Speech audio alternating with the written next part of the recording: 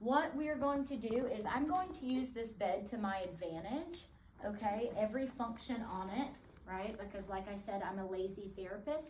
So me and my partner have come in here, whether it's a nurse, a CNA, an OT, or a PT aide. And what we're gonna do is we're just going to dependently scoot the patient up in bed. So first things first, I would introduce myself to the patient. Hi, I'm Lexi, I'm your physical therapist. We're actually gonna scoot you up in bed because it's time for you to eat lunch, and I don't want you to aspirate or choke, okay? Is that all right with you? Mm-hmm. Okay, I'm just lifting the bed here. And so Ashton's a little taller than I am, so we kind of need to find a happy medium. I don't wanna come too tall because, I mean, I can't grow, but she can get a better, wider base of support and kind of squat to help, okay? So actually what I'm gonna do so that we can scoot you up safely is I'm gonna lower the head of the bed. Is that okay with you? Yes. Okay. And we're gonna go ahead and uncover you. Ashton, can you uncover her? All right. And so what might be some reasons I might not want to lower the head of the bed for a patient? Heart failure.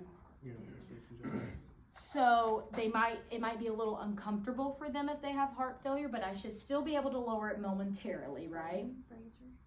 Yeah, right. If they've had a brain surgery, if they have head of bed restrictions. What about a feeding tube?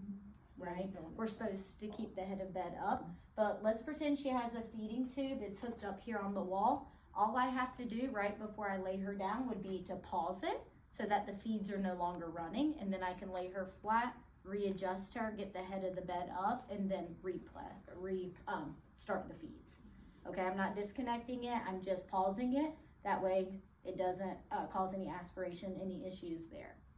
Okay, and so what we're going to do actually is, is this an okay height for you? Can you kind of squat a little bit?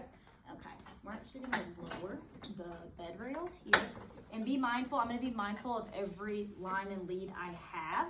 So I have a Foley here, and if we're gonna scoot her up maybe 1.5 feet in the bed, I might wanna move this line up just so I have enough slack on it, right? Because I do not wanna pull that out and cause trauma. And so actually I'm gonna raise the bed a little more and tilt it. I'm gonna tilt it.